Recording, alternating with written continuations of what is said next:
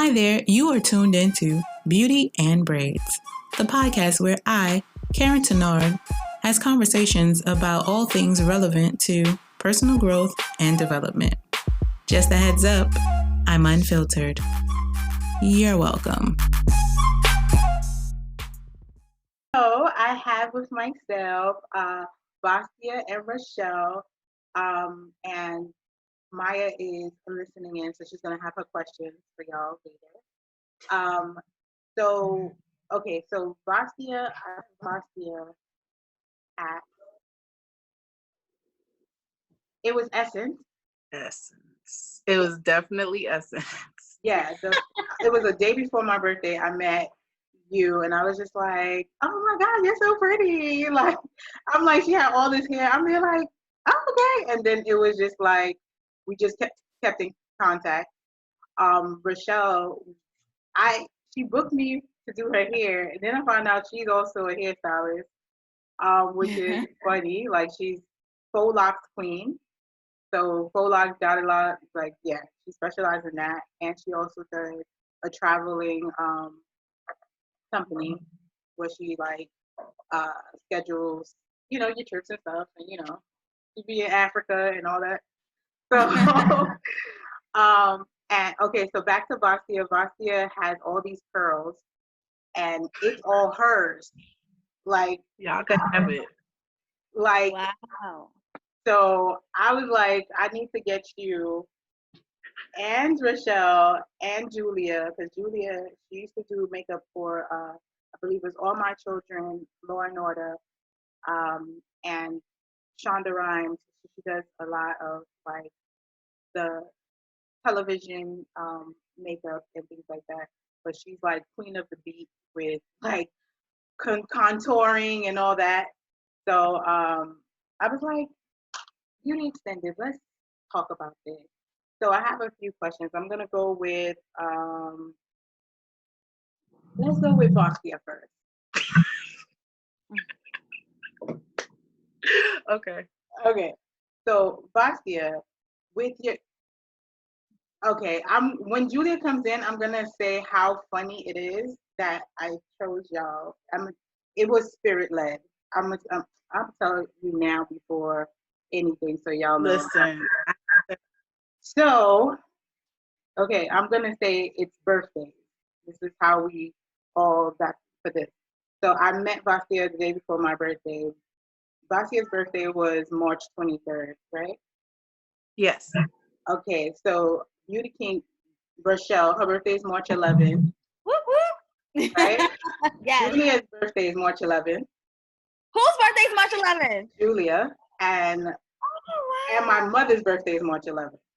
So and my best friend's birthday is March 11th.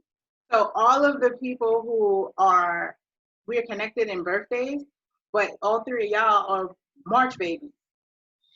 Hey. Yeah, so I was just like, I like to connect like the dots, like, so that is the funniest thing ever. So y'all March babies. So when Julia comes in, you'll know that's your birthday twin. But okay, so when it comes to your curls, like what did you do today as far as preparation? So I normally, how would I say? All right, so I go through different motions of what I use. Sometimes I use something that's moisturizing. Sometimes I use things that are protein based, or on certain days I'll use like, if I feel like my hair is gummy, but I need to keep to my schedule as far as like keeping protein in my hair, I'll do a protein treatment, but I'll make sure that my styling agents and everything else like that is more moisture based and vice versa. So like to keep my hair like curly, I have been using Olaplex #3, which is a treatment for bonding. And then of course, everybody's cult favorite, G 2-step protein treatment. Like this bad boy has been in rotation in my regime for like, how would I say, like probably like 4 or 5 years now, and every time I use it, I love it. But you want to try new things, so I tried out the Olaplex, and this bad boy had my hair looking like Can I curse on this or no? No cursing? Okay. I So don't this, know. I mean, if it's just a little bit. nope, I'm gonna keep it PG. Um, so this had my curls lit. When I say popping, I mean like literally I washed my hair and lately the ends would be a little straight. No, the whole thing was coiled, even though I didn't moisturize my hair for like 2 weeks after. I still had all of my curls. So I was just like, oh, I like you. I like you a lot. Wait, what is it? I'm sorry. I missed what The Olaplex number 3. You know, they have their treatment series where it's like Olaplex 1, 2, which is like washing and conditioning, and then they have a third one which is to help with the bonds in the hair, and then they also have like 2 other treatments that I haven't tried out, but this one is supposed to like repair the strength within your curls and your coils. Is that like Okay, a are we serum? gonna be recap or should I be taking notes? Oh, no, I'm going to send out the recap. Don't worry about Okay. it. Don't worry about it. This is Okay, being recorded. Olaplex.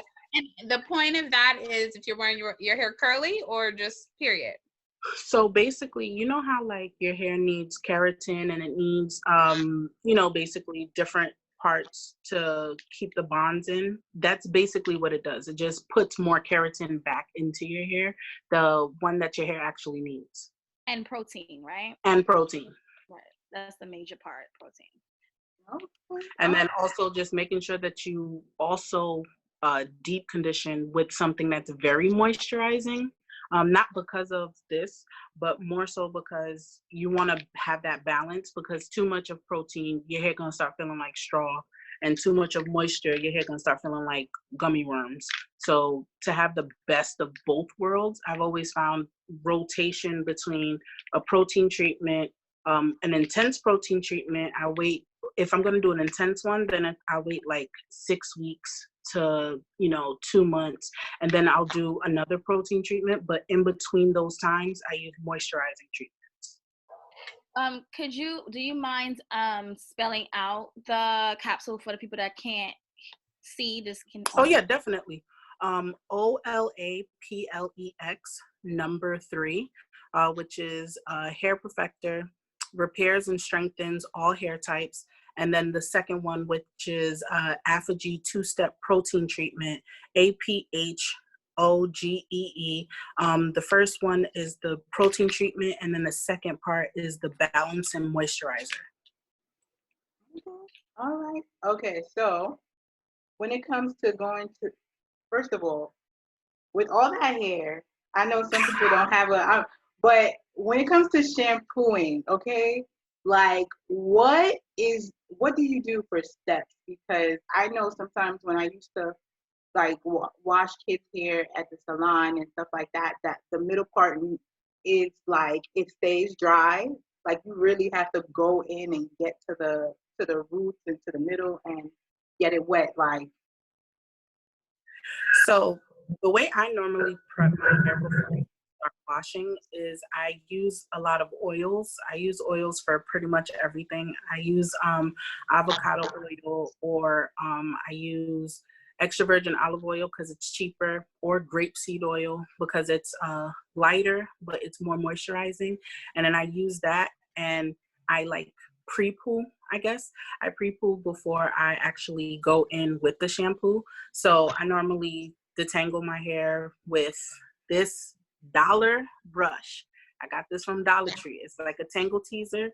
This bad boy, even on my daughter's hair who has 4C hair, even on my friend's hair who have they claim they have 4Z, but I'm able to glide through that bad boy. Even that, it's $1. Literally went into Dollar Tree, got it for $1. I have had the same one for 2 years now. And my daughter uses it and I use it. And I take this and I start from the ends and then work my way going up. And then, yeah, it gets detangled that way. But if I know that I've let it mat for too long, then I'll put something like a conditioner with the oil. So I'll use the VO5. I normally use either the passion fruit smoothie because it doesn't have silicones in it, or I use anything that it has like a lot of slip to add to the oil, but it's still conditioning, so that way when I'm raking through my hair, I'm not breaking my hair at the same time. So I always tell people, don't start off like, okay, let me just throw shampoo on top of matted hair, because that defeats the purpose. That's going to dry out the hair that you want to like loosen up so that you can glide through it. So that's what I do. And I do it on my daughter's hair, and my hair, my mom's hair, pretty much everybody's hair. Okay. All right. So, is there any secrets to keeping length or growing, that you use? The only secret that I could think of is, again, like rotating between the protein and the moisturizing treatments. I would also say leave your hair the heck alone. A lot of people, yes, you want to have different styles, but find a style that you can keep for longer than, a day or two, so that way you're not constantly putting your hands in your hair, because that dries out your hair also. Because if your hands are dry and you put your hands inside your hair, that moisture goes into your hands, because that's pretty much how moisture tends to work.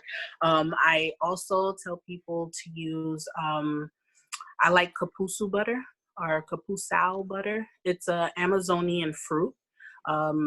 It's basically like shea butter, but it's lighter, and it has more moisture, but it's more expensive because of how rare it is. But that mixed with some pomegranate oil, avocado oil, and if you're allergic to nuts, you could do the kapusu butter as opposed to the shea butter, because it's a fruit and it's not a nut. So for my people that have allergies, and focus on your ends, pretty much. Again, leave your hair alone, especially cut that bad boy. If you don't want your hair to just basically shred to pieces, please get a trim. Trims, hair grows, it's hair. It may not look like it's growing, but sometimes your hair, just shrinkage is a liar. It may look like your hair is not growing, but it actually is. And if it's not, then you have to kind of sort of listen to your hair. So if your hair is saying, hey, I'm too dry, add moisture to it. Actually deep condition your hair, nurture it. If your hair is saying, hey, over in this area, I'm, like on the front part of your hair, I'm like dry, but in the back, I'm very moisturized, then you just need to combat the dryness in that area, which people forget that there's different textures in all areas of your head. You're not just one texture. That's kind of sort of what makes up your hair, is having different textures, having like the 4 A's to the 4 C's to the 3 A's to the 3 B's, however you want to categorize it. Different parts of your hair is going to be different, so you have to treat certain sections a little bit better than others. Because I know that some people get angry because like the middle of their hair stays moisturized, but the edges be nice and dry. So you got to give a little bit more TLC to certain places than you do others. And again, leave your hair alone. You can do styles, you can still have fun with it, but understand that when you're piling on all of that hairspray, when you're piling on a whole bunch of gel and you don't wash your hair or clarify your hair after you apply the gel, that defeats the purpose, because you're clogging up the follicles on your scalp. So yeah. Thank you. Okay, so those were gems, and definitely I agree 100%. And two, I actually learned a little bit more. So with curls, so that's what's up. But I'm gonna move on to Rushell. Now, Rushell, when I was doing your hair, you said you have a movable part. Yes. So start with that. Okay, so what I mean about that, and a lot of people have this, is everyone's scalp is not necessarily stationary, if I can say. It's skin. You have to understand that. And skin moves. Some people's skin moves more than others. in my case, my skin actually on the top of my head moves more than I guess a normal, typical person.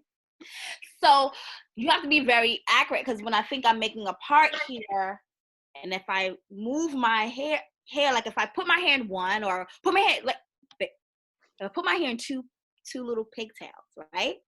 And I'm making a part in my hair. If I'm pulling this pigtail this way, my part will move over just because my scalp is moving over a little bit. Do you guys quite understand? Yeah. I'm trying to say, yeah, right. So everyone's part is not stationary. That's what I should say. Sometimes, your hair just moves, and you just have to be a little accurate. Sometimes what I do, I will like part my hair in two and like hold it like this, and then I'll like whoop, and then I'll know exactly where it is. But yeah, sometimes it moves, it moves a little back and forth. Because I was like, wait, hold up, wait a minute. I know I parted that. So people at home, like if you are trying to part your hair and you're like, I just can't get that middle. No. So just tug on both sides equally, and then just use the tail comb straight, and that should give you like the most accurate part. Okay, now when it comes to faux locks, is there a specific brand that you use? Or do you, like, what do you do when it comes to? First, can you guys see me clearly or good? I know this is my first time, guys. I'm like, what is this about? I know, just asking. Okay. Because I'm seeing the green thing, and I'm like, I don't got no green thing on me, but I'm okay, whatever. It's working out, okay. It's working out. No. The green is when I'm talking. So whoever's talking, they'll get the green line around them. I have a green line around me? You have the green line on. Okay, sorry. All right, we'll go back. Okay, so the regular faux locks, the industry use a lot of things. I think out of all the ones, there's two that I prefer. One is really hard to get. It's called Vanessa. It's like almost non-existent to get it. And the other one is Janet Brand. Everybody knows Janet Brand.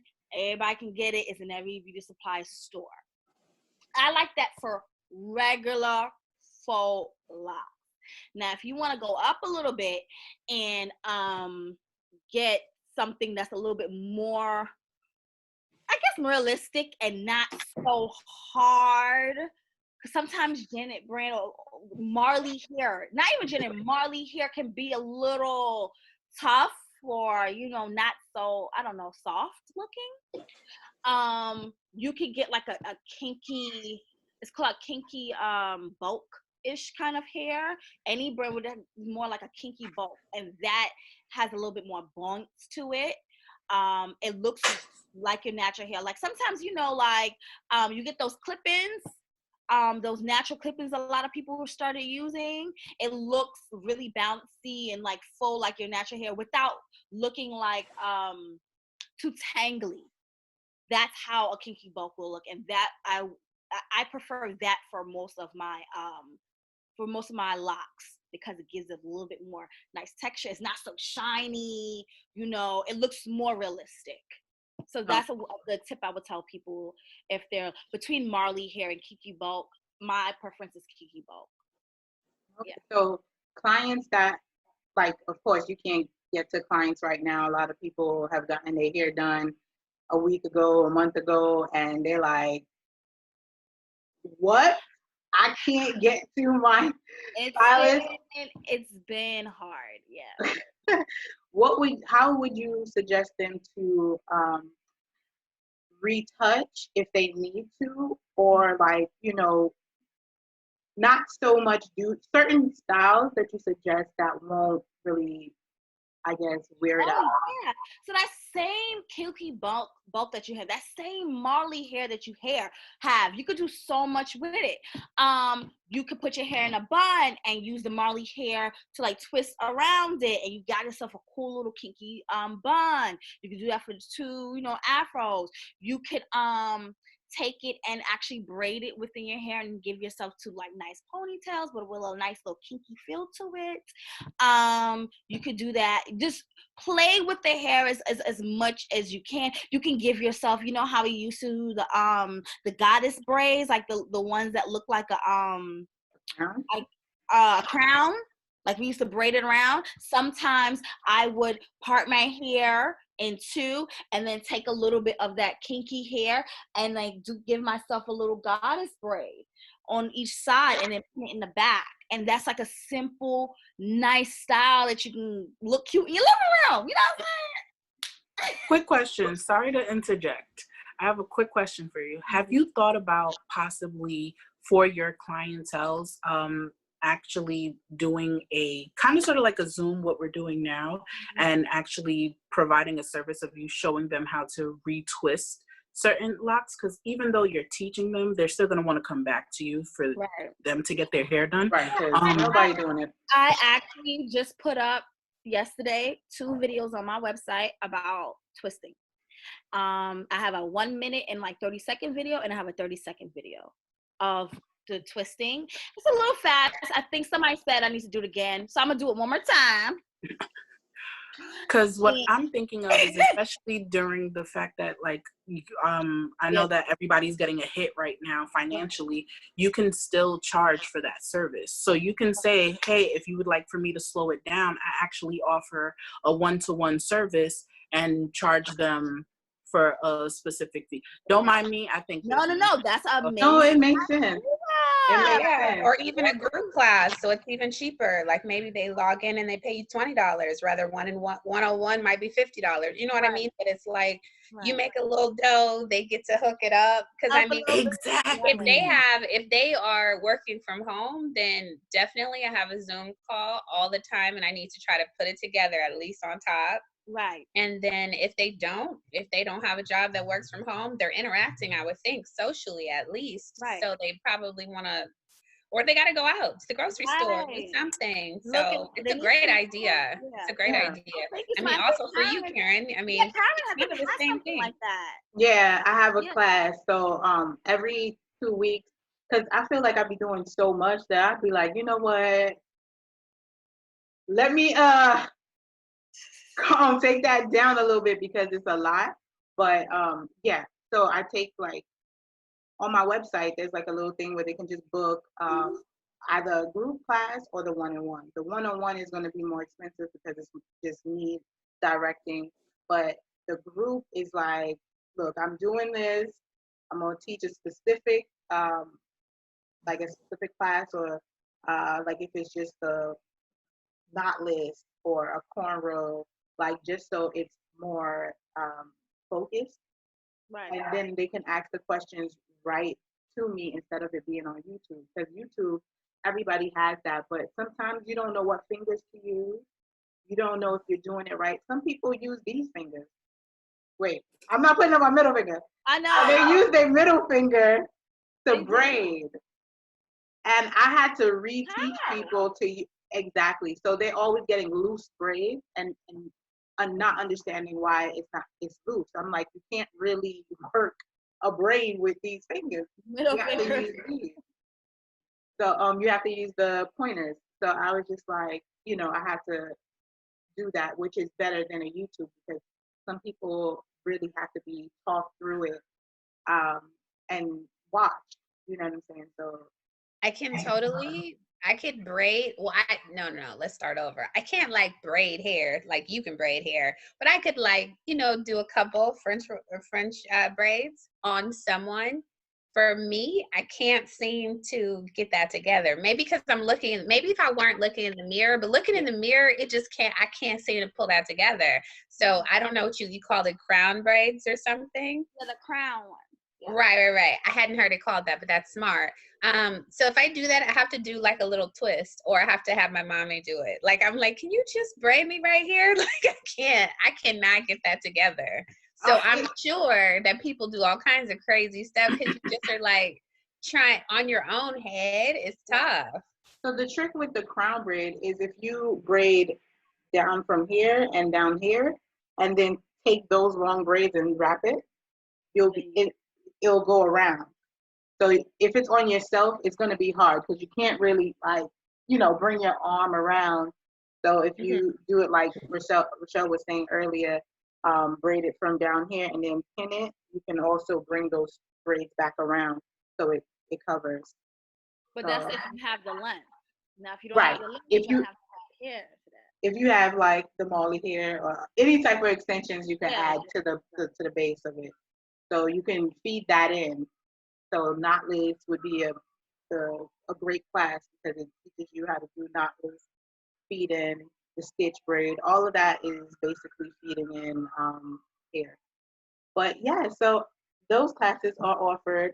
We have to transition. Like putting together Beauty Extended was my thought of seeing so many beauticians and the beauty industry displaced, right? There's nothing we can do right now. And then there's the clients and people who solely rely on the beauty industry and now they can't. So it's like I wanted to create a information event where people can get that information without, some people don't know who to talk to and some people aren't given that information. So it's kind of like when we're all like going through our problems right now, and life is hitting us in different ways right now. Oh yeah. We're not thinking about others. Like we're just like, oh my God. But when you end up doing something like this and just talking, it's refreshing because then you get ideas on how to generate some income. Like Vastia spoke with Rochelle, just suggesting just that little And thing. thank you guys. I'm gonna really do it too. Thanks. Yeah, and I also did to help me bring in income right now. I did, after this is going to be a long list of people trying to book, right?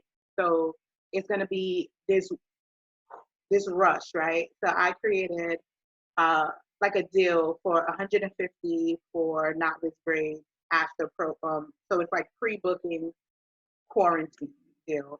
So after quarantine is lifted, these people will end up being able to have their appointment. They'll be the first people to set a date. And so they have to pre-book, so they pay, so that way I get income for right now, but they have the opportunity of something that is cheaper than my usual rate, and they have first dibs. So it's like give and take and knowing where just reading the crowd right now. Like, Is this like a deposit they're doing, or they're paying for the whole thing right they're now? paying the whole thing, but it's 150. So they're paying the whole 150, which is way less than what I normally charge. So they're like most of the people who are booking it is clients that already know my thing. So they're like, what? And they're just booking. So then it's like it's a win-win situation. And it's like me giving back because Right.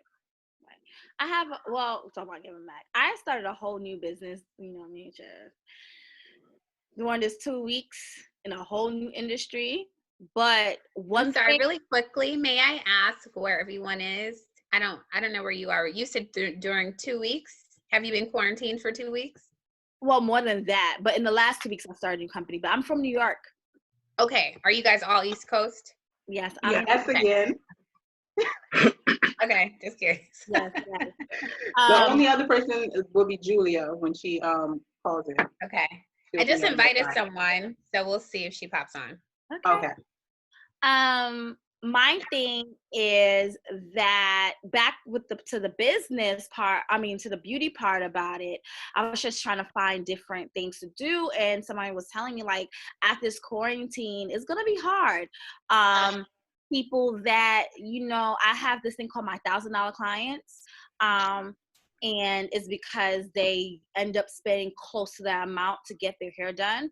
And I'm just thinking, like, is that even feasible right now to really, like, yes, I know I want my money too, but I have to think, like, is that okay to have for the working person, regular average person to invest that much? And I think that as people in the beauty industry, we need to be very cautious of that and have a lot of I guess ethics, just to understand that, you know, if your stuff is costing $1,000 plus, sweetheart, you might have to put that down just a tad, you know, because you have to go with the wave of how the industry and how things are fluctuating, you know.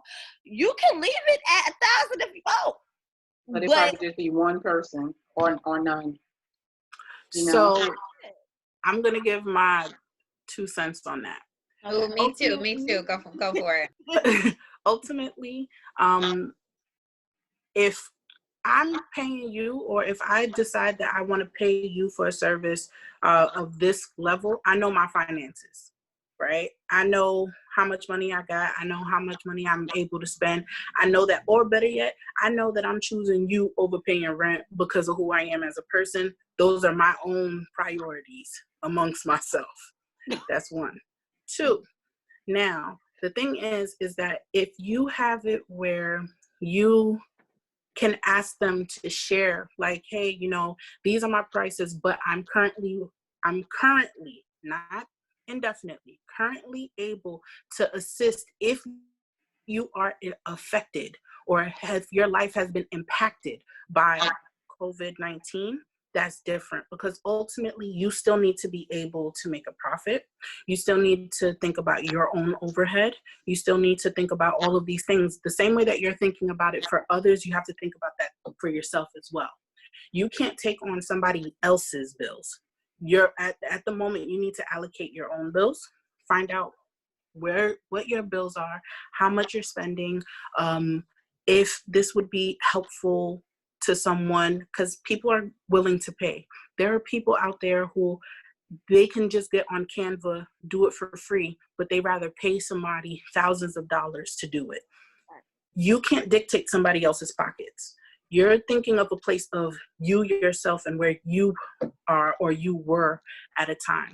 And it takes away from your client's possibility. And then you also end up blocking your own blessings, because you can still help other people without having to compromise your own pockets. There's always ways. So if you would like, and if it would make you feel better, I would suggest, hey, you know, this is how much I normally charge, but at the moment, these are my current rates for people that are currently impacted who aren't able to work during this time. This way you don't shoot yourself in the foot at the same time. How do you regulate that? Like, how do you know? I'm sure, you know, even my client that is my $1,000 clients that can do 1,000, 1,100, they might say, well, girl, I mean, okay, you doing that deal, I'm going to apply. Yeah, but that's why you ask. That's why you ask. That's how you. I would challenge that a little bit. Couple things. So there's been a lot of these going on, right? And so there was one on business, and I found that this is what I know. A man would not question that, right? He would not all of a sudden lower his prices and all of that. He's usually inflating his value, right? And feels okay with it at any time. At any time. A white woman wouldn't do it either. At all. And I'm not saying that you are wrong to think that way. What I'm offering is that maybe you offer a different tier, right? So for, I don't know, the rest of the year, this is what I do typically. And I offer this tier for people who maybe can't reach that right now. And that's fine. But don't make this one cheaper. Okay. You'll never get it again, and you still deserve it, right? So then now people have an option. If they can't ball out and get this one, that's okay. They could get the one that they can afford. Right. And then maybe that one phases out going into next year or whatever. But we have to, I think, as a culture, edit how we do business. And I assure you, everybody's not thinking about it that way, period. When the store's open, when it's time for your mani-pedi and wax wherever you go, they're going to charge you what they charged you last time, I promise. They're not going to be like, you know what, I know you went through some things. Mm-hmm. So this week, it's going to be 2 for $5. No, they will not do that. They're going to get your paper, or you will polish your own toes. You know what I mean? And so you shouldn't devalue yourself either. I think that's fair. Those are so great.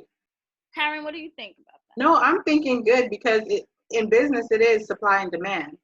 You know, sometimes when it is like you're just one person and you're going to have this fluctuation of all these new clients that are like, you know, right now, the people who are in people's face right now, people are talking about like this person actually care, this one is still out there, still being seen, still getting the information to me. Those people are going to be the ones to end up getting more clients, right? Like people be like, oh my God, I actually really like this person. I ain't never know this.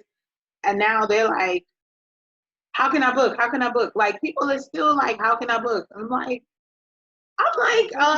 Somebody done sent me all her money this morning, child. It was like, well, I'm just sending all my money now because you ain't canceling me. And I was like, child. Exactly. So this is what I'm saying. Like also to Vastia, I think. Mm-hmm. Also to your point, like your bills still have to be paid, right? Yeah, so maybe you're only gonna have 10 people and not 15 people right now. That's okay. But I mean, it's like those 10 that you do get, you can't then say, okay, it's half off. Like, how do you then pay your overhead?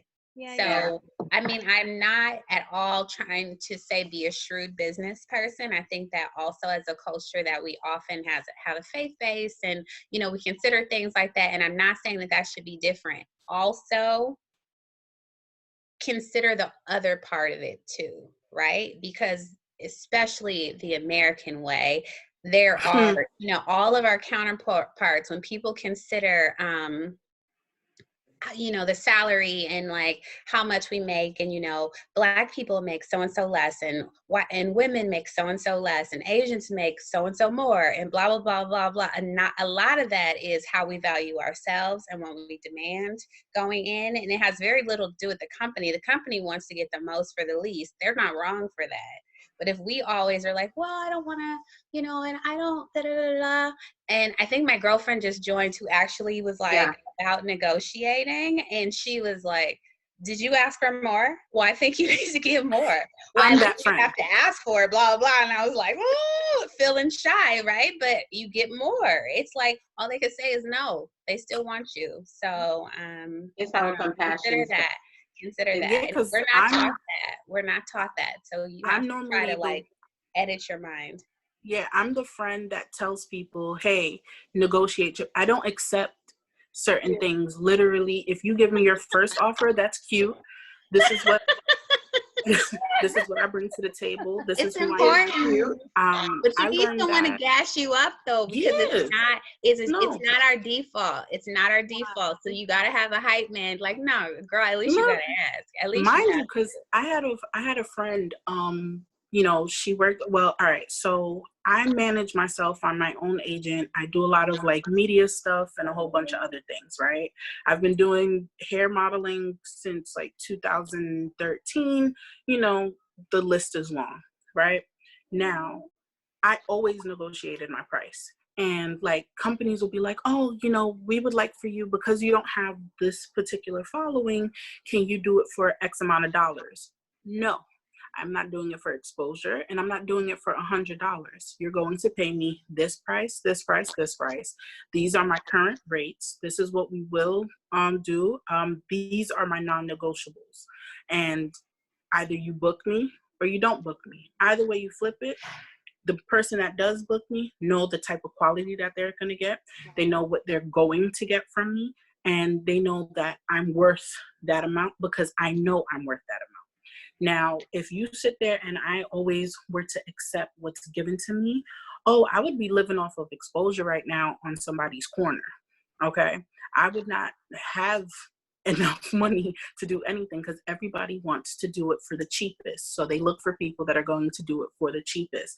Now, when it comes to negotiations, always do your research. You need to, especially as Black women, do your research. Look at how your degrees and all of the work that you've ever done, how that lines up with the position, and leverage that. You need to sit there and be your own spokesperson. You have to be your own agent, your own advocate, because ultimately it's you trying to get your money because you still have to live just like everybody else. And it's not fair to you as a person to be walking around thinking about like, oh, I want to make sure that everybody else is okay, but I'm not okay. And I get it. We're always taught to be selfless. But in those situations, you need to be selfish, because that's the only way you'll be able to help others that come behind you, that come to the side of you, and that need assistance going forward. That was my last 2 cents. I'm sorry. Amen. Amen. Was that a word? Was that a word? We got off beauty. I'm sorry. I couldn't let that pass. Though I was like, no, don't do that. Don't do that. Yeah, no, that's how I've been. I've always been like that. Where like growing up, my mom had 6 kids, so it was all like share. Always look out for other people. So it was that's me. And that's I noticed, though. You can decide, right? You could still have value in your business and all of that. And then you could decide that I'm going to buy groceries for these 3 families, but that's what you decided, right? Like, I'm not saying that you should not be a giver. You absolutely should, especially I know that you have a faith base, like that's required of us, right? But you decide. It is your paper. You decide how you spend it, who you want to bless, and all it like let God lead you. But you can't just decide I'm not worth it, or I know you had a tough time. Everybody's not having a tough time. A great percentage of people are just at home working, making their full money. A lot of companies gave bonuses like, hey, get you through this period, make you happy. Like, everyone is not. The service industries are really suffering. Everyone is not. People in healthcare are killing right now. They are in top demands. Like, it's not, I don't know. And I don't know, maybe if you're in transit, there's a lot of service industries are suffering. Not everyone. It's not 2008 again. And if they are in an industry that's suffering, maybe they'll DM you, hey, mama, I don't have it right now. Can I make 2 payments? Or I want to do that lower tier. Or you know what I mean? They'll be able to probably speak for themselves. But you can't just decide, that's my opinion. No, I'm just loving the fact that this conversation just took a mind of its own, and it's just like, I'm sorry. It's like let spirit.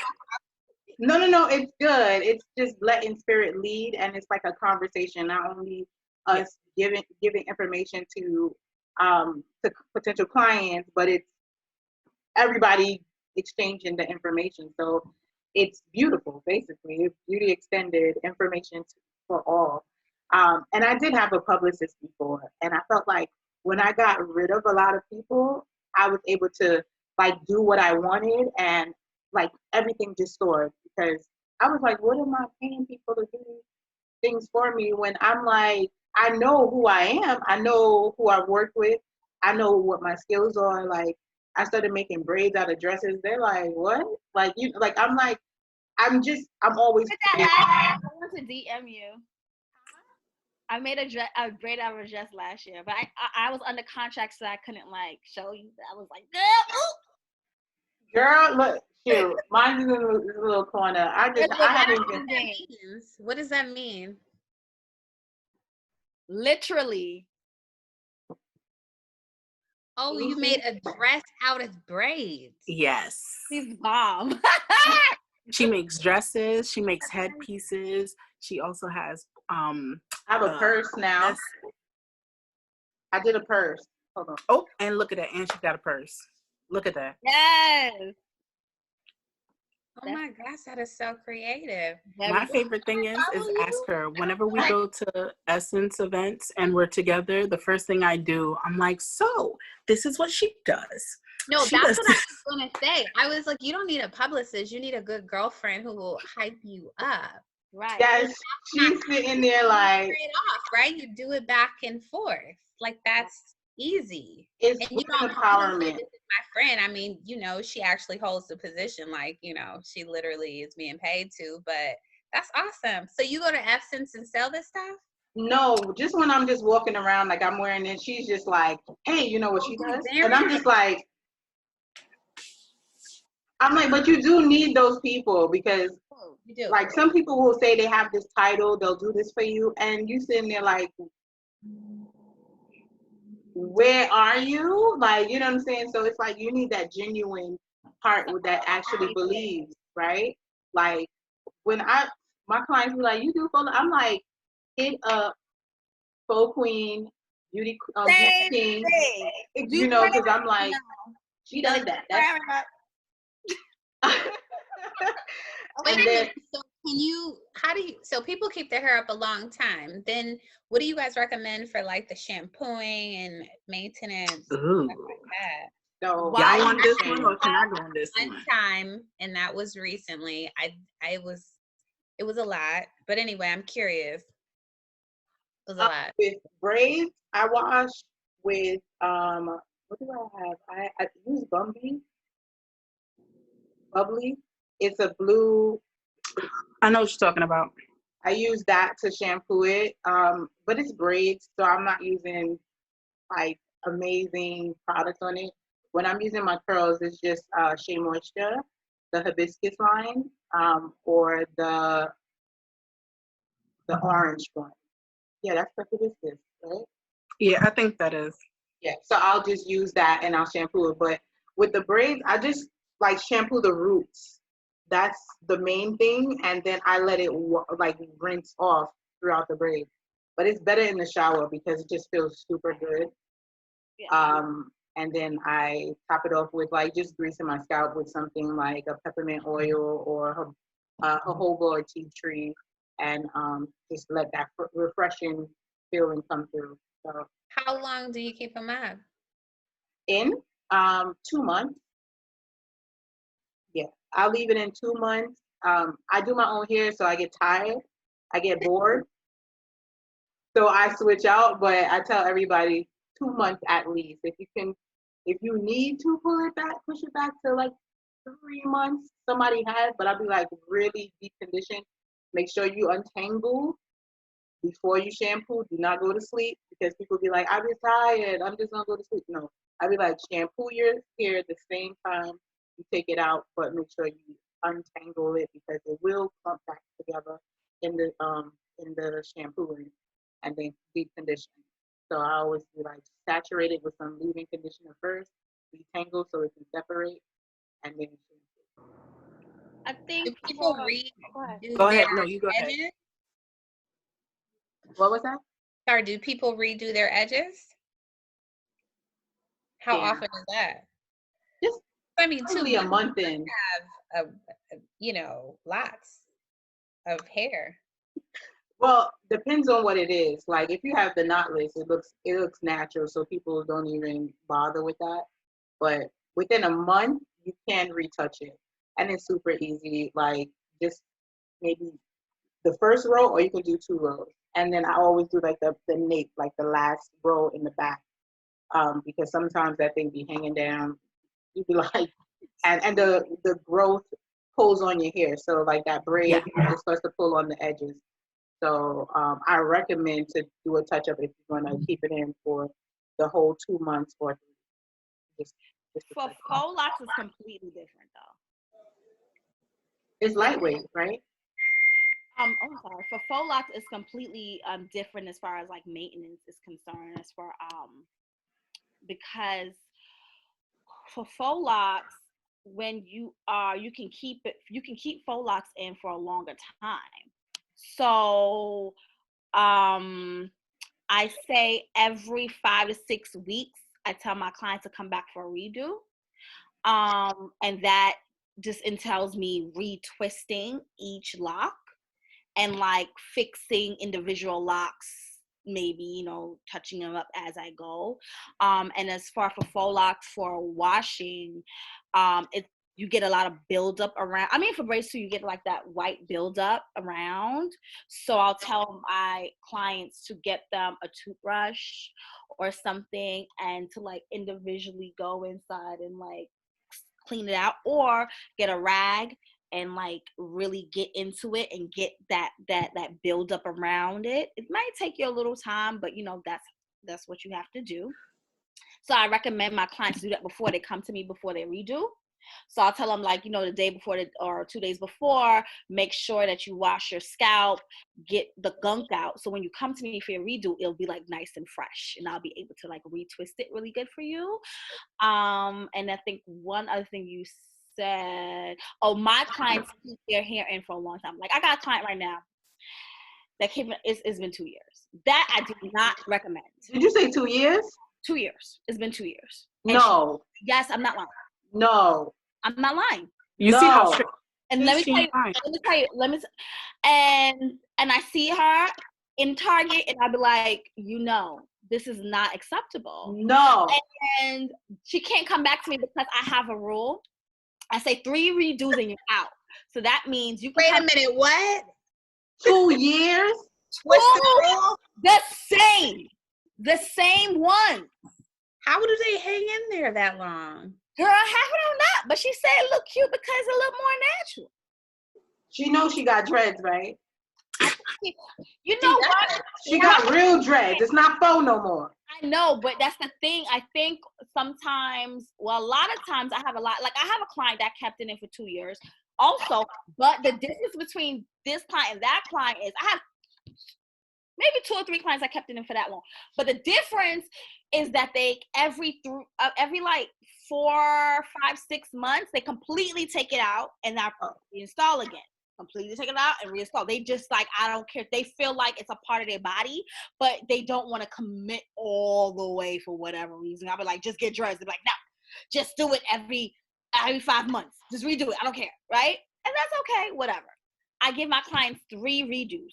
So it's every 5 to 6 weeks, 3 times. After that, you have to take your hair out. That's it. And if you do not, you can't come back. Like, I'm not going to like have you back to do another redo. So it forces you to, are you going to look tore up to the floor or are you going to take it out? Well, this woman, she said she going to look tore up to the floor. Wait, maybe I don't understand really. So what do you understand? How is it still attached? Like, why wouldn't it unravel? 2 years? Yes, I mean, it's faux locs. This is not braids. So it's a casing. So do you know how the install of a faux loc? Maybe that's why. No, that's what I'm saying. I don't understand. So it's 2 parts. So it's like you attach fake hair to the hair. So it can kind of be like a braid at first, like how Karyne's braid, like a braid, and then you wrap that. Right. How is that wrapping staying on there for 2 years? It stays. It starts to intertwine. It's pretty much similar to like. It's legit locked in. It's locked. She's gonna have to cut her hair off. No, she might not. She could just probably cut it and unwrap the encasing, and her hair will be inside of it. So it's like a casing. So this. But the buildup, though. The buildup is going to be around the edge of the hair, not the whole shaft. Yeah, but that part. The shaft of the hair is going to be okay. Synthetic on your actual hair for that long, and your actual hair not. Listen, it's going to be a problem, girl. I don't know. All I know is that I look at her like she's crazy, and she always runs the other way. She is crazy. Okay, and the only reason I know that it's possible for it not to be damaged is I have a client that had her faux locs in for a whole 6 months. Came to me, was like, okay, I know, I gotta take this out. You know what I'm saying? And the case in her hair was fine, but that's 6 so months. Can people always have their hair braided or locked forever every day of the year? Like, that's okay for healthy hair? I think when they like take it out, and I have a client who like takes it out every 2 months and then put it back in like the day before she takes it off. If they get it redone as often as you suggest, you can keep your hair braided indefinitely. You can. Your hair braided. Yeah, you can.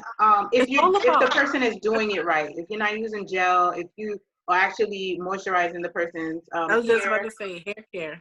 Yeah, like if you actually like, as far as like the shampooing with braids and faux locs, I know that for me, I would use the little bottles, the ones where you have hair color, and I would mix my shampoo and some water and some oils in that bad boy, shake it up, and I would focus it on my scalp, and then I would go like that and then wash it out. And I can leave my hair alone for a longer period of time because I'm not disturbing the actual braid itself. If you moisturize your hair prior to like braiding, and especially before you if you put the faux lock on, if your hair stays moisturized, the faux lock, like she was saying, it does encase the hair. Like it basically is like a cocoon for the hair. So your hair, the regular shaft of the hair is protected, but your roots gonna tell the truth. Right. That's why that roots care is very important. I tell double putting castor oil all through your root. I understand that you like the Jamaican castor oil, honey, but your scalp is clogging your pores. Yes. You understand? That's Like, why I a tell lot of people don't understand that. Like, okay, I understand you love the castor oil. That's great. And makes your hair grow. That's great. dilute Very that heavy. bad boy. Pores are not, you need something that's gonna promote blood flow, and like Yes. that is what makes your hair grow. So if you get things like tea tree oil that promotes the blood flow, you feel it tingling, or a nice coconut oil, jojoba oil, even rose hemp, like those things are really good for your scalp. Don't put any heavy oils in your scalp. That's why you shouldn't put grease in your scalp. I'm sorry, it's true. I be looking at my friends crazy. You can't put the heavy grease that has over. Yeah, not the heavy grease, but to get in there, I'd be like, use the Cantu's tea tree, a jojoba on the scalp, just go through. Okay, that's cool. Yeah. And then like every maybe 3 days, depending on how dry the person's scalp is, because if they like really dry and they suffer from like. But also, if their hair is really dry, they need to see a dermatologist. I have so many clients, and they be mad at me, but I be like, listen, I have to tell you because I don't want you to go and be like, oh, why didn't she tell me that my hair looked like it had alopecia? Why didn't she tell me I look like I might have a skin, disorder or something like that? Like, I'm always looking at my client's scalp. I don't know if it's an obsession. I'm always like looking at, I see something. I always, let me get your camera, taking a picture. Oh, I am the queen of that. Ask any of my clients. Let me take a picture. Let me show you. Oh, you got a little spot right here. They didn't have it before. Take a picture. And I'm not gonna lie, like I had a few clients that went to the dermatologist. I'm like, please go to the dermatologist, and they end up having some immune deficiency disorder, having alopecia, or some kind of other stuff, because a lot of things that happens to your body, it shows in your head and you don't even know it. Sometimes it's just regular stress, but sometimes you really have an issue. So if you're seeing that you have constant dandruff, you have to go to the dermatologist. Dermatologist is not for your face only. It's for your scalp as well. It's skin. So, your skin, yeah, like your skin. So people don't understand that. So I'm like, if you're having a lot of dandruff, okay, we can use tea tree oil till we die, but you need a professional. You need a professional. Yeah, because if it's persistent and it's not changing, then you do need a professional. And a lot of people don't want to go there. Yeah. Because they're scared. Yeah, they're scared. And it's like, and I know people who have been with a dermatologist, and it's still like they still have issues. It's not progressing. It's just kind of like, maybe it's your diet. Maybe it's something that you're eating that you have to remove. But people don't want to do stuff. People don't want. They just be like, look, they're like, cover it up. Maybe have a like, just put this over here and cover it up. I won't say, like, girl, okay. I can't do that. I do not work miracles like that. Like, I'd be like, the whole point is to help you make this an option and not a permanent thing. Like, you don't need it. So, okay, so let's go. All right, so now I wanted to ask you for like quarantine looks, like what inspired y'all looks today? Well, to be honest, I got some braid backs right now. So from the wig that I had. And so, honey, I had to make good of this nice scarf. Okay. And I'm going to take the braids out in 2 days and, do some things. But this is why I have this, because I have to make meals. And I have to, you can't see that right now. So that's why I have this scarf on. Well, Can you you're show us rocking how it. to tie it? Huh? Can you show us how to tie it? Yeah, I will now right now when I take out the braids. 'Cause girl, I'm gonna look like Celie. Yeah, I don't want to look like Celie on this line. So please, I have her ask people to I will give a tutorial when I don't look like Celie. Please. Yes. Fair. Okay. Okay. Well, y'all know I just got this bun up. It's easy. It's quick. So I literally just I washed my hair yesterday and like deep conditioned it, and then I just washed out the deep conditioner today and then added like a couple of butters. But as soon as this bad boy goes off, I will be braiding these two bad boys off, and I'll be walking around here looking like Pippin lawn stockings, and then calling it a day. Is that how you keep it in braids? Yeah, I normally put two braids, one on this side, one on this side. But if I want something tighter, then I'll do 4 braids. Is your hair damp right now? No, it's actually dry. Oh, it looks so shiny and beautiful. See? Oh, girl, pomegranate oil and grapeseed oil will do it. I told you. I love me some pomegranate and some grapeseed. I'm there like, what? I used to work for a hair company in Deek, and I'm like, no, is that your hair? Because I used to be like, That's I used to throw in the 30 inches, all that up in there, but I was just like, I could just stare at her hair all day. Texture of my wig, honey, and I love it. You know what I'm saying? Oh, thank you. Like, wow. I'm not gonna hold you. I cut it every 3 years. I'm actually due for like a cut again. Normally I cut off all of this and then donate it. Every 3 years I donate it. I don't need it. Right. That's beautiful. Wow. Okay. How about you, Maya? You know what I'm saying? Can I let me know my when you're hair? about to do it? Because then I could just like Pick you up a I could take your hair, go to Rushell. She could do my faux lock. You know what I'm saying? I'm like, yo. I'll give you that bohemian wave. Faux lock. Malaysian. Oh, Malaysian. What is happening? What are you doing, Maya? What's up, Oh, Maya? I keep my hair on top to sleep like this. I was just gonna show you guys. Yeah. And then I wrap it around like this. And then Is it like a messy bun?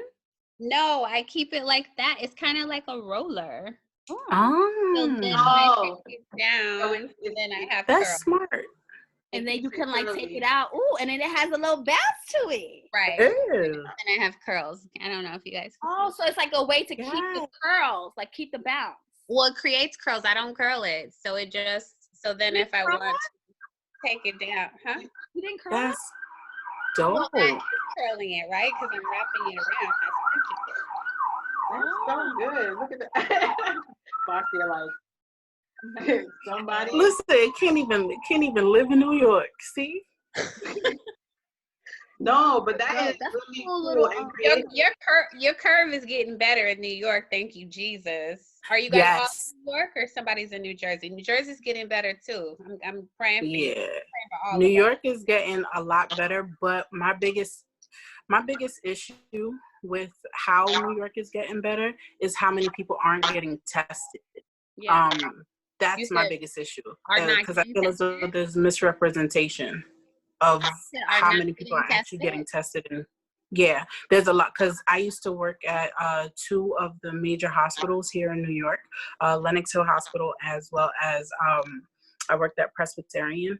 And from what I'm gathering from the people that are actually on the forefront, they don't have enough testing, which is something that Governor Cuomo has been, yelling at Trump to try to get us because we don't have enough testing. So I'm more so afraid of how much testing we don't have compared to how many people they're saying, don't have it anymore, if that makes any sense. Because it's like you can't.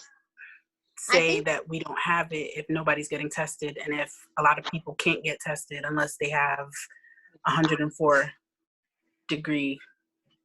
But I think the way they're measuring that bend is on hospitalizations and deaths. Well, even with the hospitalizations, there's a lot of people that aren't being admitted into hospitals, so they're not even. There's people that are going to hospitals and they're being turned away. There was actually a few Black women. Wouldn't that be the case already? So the data we had before is also considering all the people that haven't been tested and all the people that haven't been admitted. So that those two things will always be true. No, I would have to disagree on that, because the information that they're giving is from, like you said, the people that are coming in and that are actually being admitting. There were a few cases where there were people that were sent home and they either died at home or they died at work or what have you. And some were tested for it and some were not tested for it. Or so they've been exhuming a couple of bodies actually in New York, because there's a lot of people that have died, but they don't know whether or not it was COVID related or not. So that's why I say, like, that number for me, it means absolutely nothing, because there's so many people who have gone to hospitals that get sent home and they feel like they have it, they know that they have it, but they were never tested on whether or not they have it. But they've already dealt with it, it's already passed through their system, but they're not documenting that person had it. So, like, I have a friend. Right, if the curve is measuring people who are hospitalized and people who have died, not just everyone who might be sick with it, or the millions of people who are asymptomatic, then if we're considering just those two factors of hospitalizations and deaths, which we know, and to your point, some people die at home and maybe that's not documented, but I have to think that's the exception and not the rule, then you still think that, I'm not sure. What are you saying? So maybe to help a little bit, what she's saying is that, yes, it's documented that they came in, took the test, and passed. But are you also, I don't know if this is right, but are you saying that just because you came in, took the test, and passed, are you saying they might not have passed from COVID? Is that what you're saying? It might have been something else? No, what I'm saying is that there's people that are going to the hospital and they're being sent home without ever getting tested. Okay. And then like I was saying, that there are some that die at home, and then there's some that actually go home and they're alive. Like, they've beat COVID, but they were never tested to find out whether or not they had COVID. And then those people are then infecting other people. Right, which is why we need to have our behinds in the house, right? Because if we're not out, but if you have yourself in the house and you don't know if you have it, you also don't know if you're giving it to the people that you live at home with as well. Which is only the people in your house, right? So, I mean, I don't know how many people you live with, but that would just be my husband. So if we both have it, we could suffer in here together. It's not going further than that, So which is good. Which is the point of staying home, because we're not sharing with our friends. So I don't care if I'm tested or not, regardless of it. I mean, my doctor happens to live on this property. I live in a loft community. And so I was kind of fluish for like almost 3 weeks. And I saw him, he parks near me, and I was like, hey doctor, how's it going? Blah, blah, blah. Like, what's up at the hospital? He's like, it's terrible. And, it's sad and all these things. And I was like, okay, well, let me know if I could bring you guys something, send you guys something, whatever, him and Molly. And then I was like, so I've kind of been sick, blah, blah, blah. He was like, do not come to the hospital. And here's the things. Don't come to the hospital unless you've had a fever for 3 days that you cannot control, or you feel like you're drowning. Like you can't even move. No, drowning, like, like if your lungs are filled with your lungs are filling. Yeah. Right. Hard to breathe. He was like, otherwise, treat it like the flu. The flu does not have a cure. You just have to figure it out, right? Have tea, have liquids. This is symptoms. Like, try to monitor your fever. Like, take Tylenol, blah, blah, blah. Like, do all the Write things it out. that you knew how to do of are a certain age in life. You've had the flu before. He was like, treat it like the flu, man. I don't know what to say, but do not come to the hospital. If you can survive, don't come to the hospital. Come to the hospital if you feel like I'm literally about to die. And that's it. What do I need to be tested for? I guess I don't know what does that offer me versus what does that offer anyone when the treatment is the same. I need to try to figure it out. Because I think a good reason for getting tested is that there's people that's asymptomatic. And so if you're asymptomatic, you're here running around happy days, but you can pass it to going to the grocery store. But that is solved by stay your bottom in the house. Yeah, so it is, but not why is saying like if everybody just stayed home, it wouldn't spread. Everyone, we all need to be treating this like you have it, which is why we're supposed to wear a mask when you're out at the grocery store so you don't pass it, right? Everyone treats it like you have it. You don't need a test to tell you now I need to be careful. Treat it like you have it anyway. Okay, so even with treating it, and when you're out, have a mask so you can't pass it to others. But the thing is there's not so many people that actually have masks. It's not as though masks are something that, you walk into your pantry and it's right there. I ordered mine online from my girlfriend in DC. There's people that's walking around without a mask. They're going to grocery stores, hanging out in the park. Last week. So, nobody has it immediately, but and then also there's still people who have to go to the her. grocery store because, they need to get groceries. So that's why I'm saying is that if I have it and I'm, I can have a mask on, but it doesn't just necessarily solely live within. It's a virus. So viruses tend to nestle in certain parts of your body and your clothing, which is why they ask that when you get inside the house, you take off all your clothes, you take off your shoes, and so on and so forth. Right. Now, even if people are wearing the masks, a lot of people aren't properly using their mask. They're also not properly washing and sanitizing their hands. I know. And they're also going into grocery stores and everybody's touching the same things and everybody's moving the same things. So even with that, my thing is, and the way that I feel as though that they should have done things is similar to how they're doing it currently in Korea, which is basically have everybody stay home. You pay people so that way their bills are handled and situated and stuff. You go into everybody's apartment and you test those people. You don't necessarily test those people, but you check their temperature, and then you see, okay, this area doesn't have, that area does have. This way you can. Symptomatic. What does checking your temperature have? You wouldn't have a fever. Because the thing is that in Korea, that's what they're currently doing, is that they're testing. They test you at your house. So like they're testing you at your house, whether it be just your temperature or with the stick down your nose to touch the back of your throat, so that way they can test you, so on and so forth. But they're also making sure that you stay, like you said, stay home. So they're keeping those people literally inside their apartment, and also making sure like they have an official that comes and brings the groceries to the door, as opposed to you leaving your house to go purchase groceries, because now you're pretty much just restarting your whole quarantine because you don't know whether or not you were exposed to it or not from the time that you went to the grocery store to come back. So ultimately, I think that I was not pleased with it. The Bay Area shut down first, and I was like, are you kidding me? This sucks. So and even before that, a lot of our companies were like, hey, just work from home, don't come in, blah blah, like shutting it down. Like if you had the sniffles or your eye was twitching, they're like, hey, why don't you take 14 days and stay at home?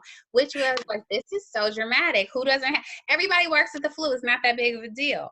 But and you can't be 100%, but so Chidi, my girlfriend who's on, she just texted me. I don't know, is she muted?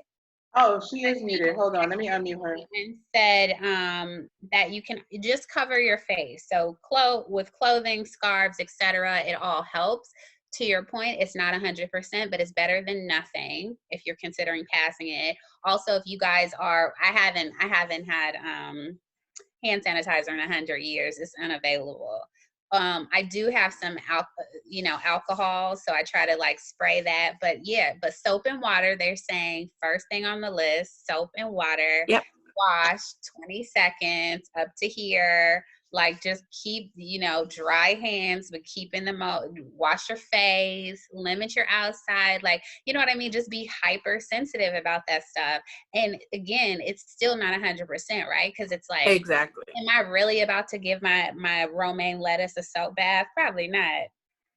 But I mean, apparently you can't, if you ingest it, it's not going to kill you because it's going to go into your stomach. Your stomach's going to eat it up. But in the meantime, you've touched it. It's been wherever you chopped it up, blah, blah, blah. Right? So nothing's going to be 100%, but it could be better than not. And only 1% of the people die. So even though it's dramatic because there's so many people, it's not as many people as it could be. Most of us are going to survive it. I really believe we're going to find that most of us, if not all of us, even have it because it's been running. A lot of people already have had it and have had it and felt sick, but have had it and don't feel sick. Like more people. That's what I'm saying. I'm like, a lot of people have had it. So it kind of doesn't, I mean, all of this stuff, it matters. It all matters. But I'm just like, for that reason, I'm just not that afraid of it, right? Like, it's not like, okay, well, I mean, I don't want to infect grandma or my neighbors or anybody, right? I just don't want to infect everyone. So I'm treating it like I have the plague, but I don't think we're going to die from it, right? I don't think it's a plague that's going to ruin everybody. Like, I think we're going to be okay. And I'm excited for a year from now when we have more data and we look back like, dang it. So looks like 90% of humans carry this anyway. Like, right? Like everyone will have the antibodies and they'll be like, I was a lot of to do about nothing. But we can't stay home always, but we definitely feels good to stay home while they figure out what this looks like and gather more data. And the Bay Area is definitely flattening the curve, so I feel good about that. And but life is not cool like this. I'm enjoying you guys, but this is not my life. I mean, I want to keep in touch, but I also want to go actively outside to brunch and hang out and like. I'm probably not going to shake hands. I think that will fall away, period, just because. Also, I'm a little bit germaphobe anyway, so I don't need that. But I am going to have to go outside and engage. And I'm a hugger. I'm not. So this works for me. A hugger, but that might be on the shelf. I'm going to be honest with you. No, but like when I see somebody that I haven't seen for so long, like someone I really, really care for, I'm not gonna be like, listen, it's gonna be weird. I'm on the fence. I'm accustomed to having to hug people, but I'm not a hugger. Well, why do you have to? Well, so since people call me an influencer, so if somebody that supports me online sees me in person, they tend to want to like hug or interact, and kind of sort of I like when they feel loved, and if that's their love language as far as touch, I have no problem compromising in those situations. But if it's something where I feel like I'm uncomfortable, I'm not doing it. I'm a hugger. I'm a toucher, period. But that, I don't know if I will be going forward. And not because I feel like this will kill me if I get it or if I've had it or whatever. It just, I don't know. I think I'm just going to put that part of me, that social norm is probably on the shelf now. And I'm going to be okay saying what's up. And even my team at work, like I'm a high fiver or something. Now I'm like, yeah, I'm probably a thumbs up now. You killed it. Like, I don't know.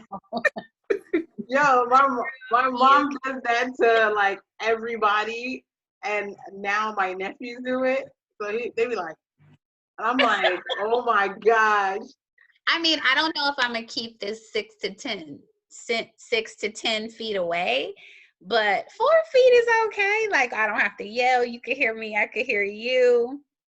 I don't know. I don't know how that's gonna work in New York because it's always crowded. You guys are so densely populated. Yeah.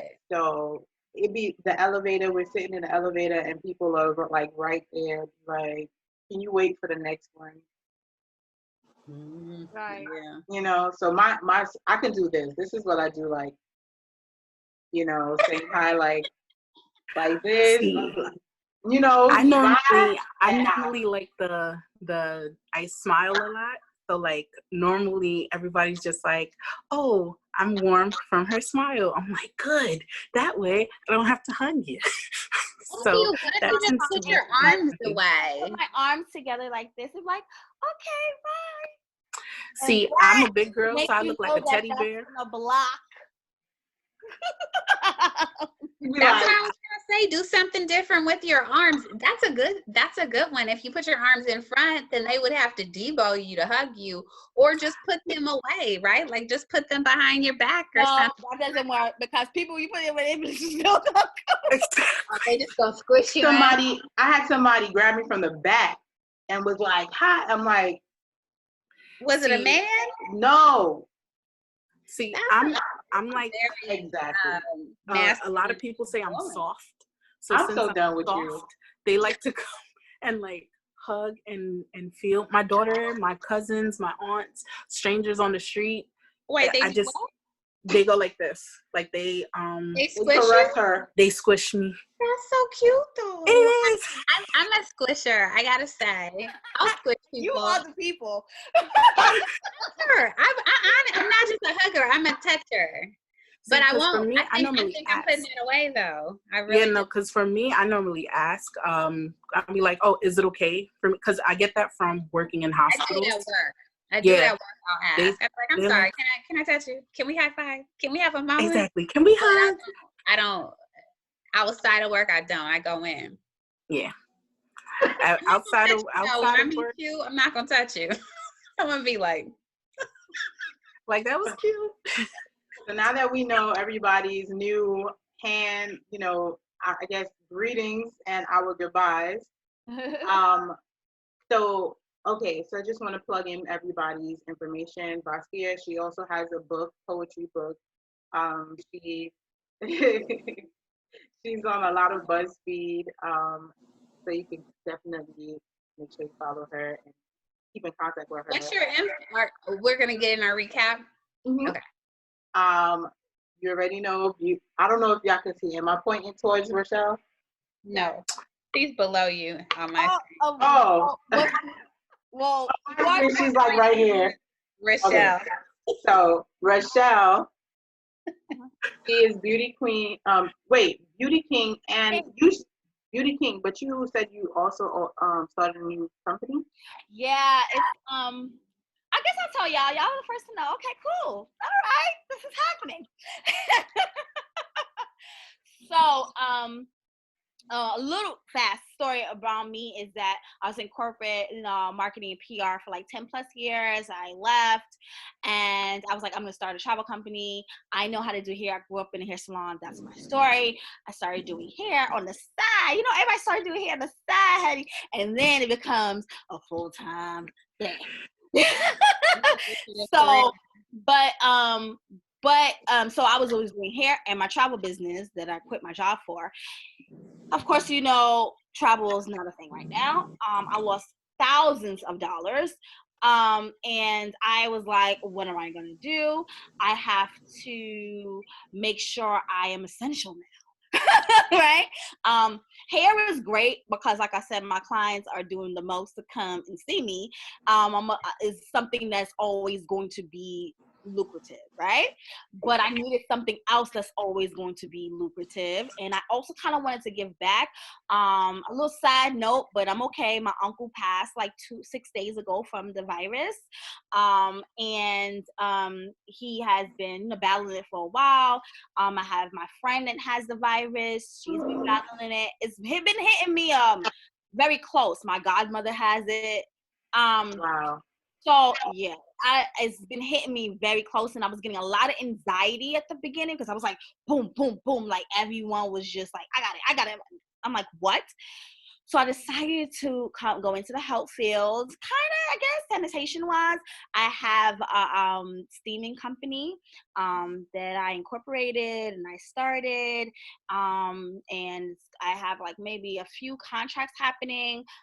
It's mostly commercial, but I am also doing residential in the most safe way I know possible. And we also, every month, we're going to feature a few businesses that we're going to steam their properties for free. You know, a lot of businesses that in the inner cities that probably can't afford to be completely steam cleaned, and it is in the inner cities where it is the most prevalent. Where I live next to East New York, if you don't know, East New York and Brooklyn is the number one place that has it. And I go to businesses and they're not doing what they need to do. Sometimes they don't have the measures and sometimes they do, but they're not knowledgeable. I went to my local supermarket and I'm like, what are you doing? There was no like barrier up. There was no 6 feet thing. I'm like, hello, y'all don't see what's happening? And I feel like those are the places where the hood is going to frequently, you know. I live kind of in between, so I have like the white area over here, not to say that, but like the leg over here, and I can walk to another supermarket that's like beautiful and amazing, and like they have all the stuff up. But then if I walk down a few blocks down, it's the hood supermarket and they don't have anything.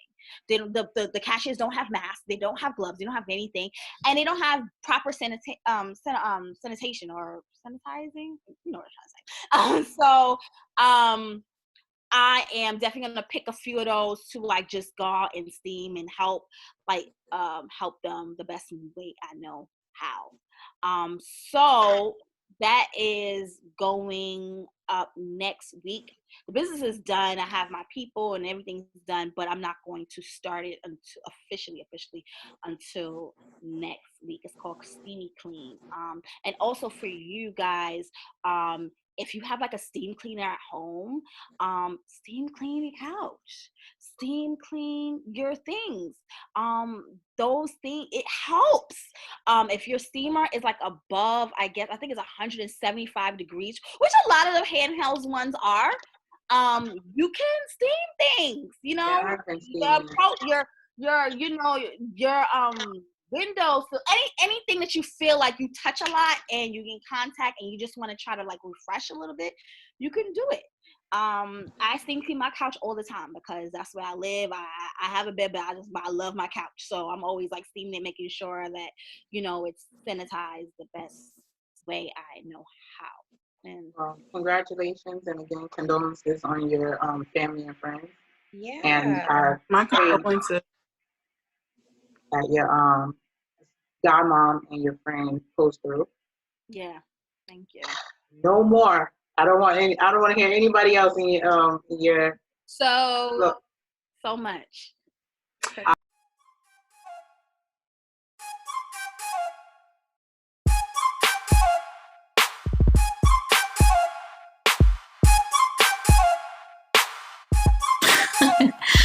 Thank you again for listening to Beauty and Braids. I'm your girl Karyne, and this has been another great day. Until next time, you'll hear from me then. In the meantime, please follow me on @HairByKaryne, @ShopBraidAppeal, and @YTC Nonprofit. Get to know me a little bit better. Check them out. Bye.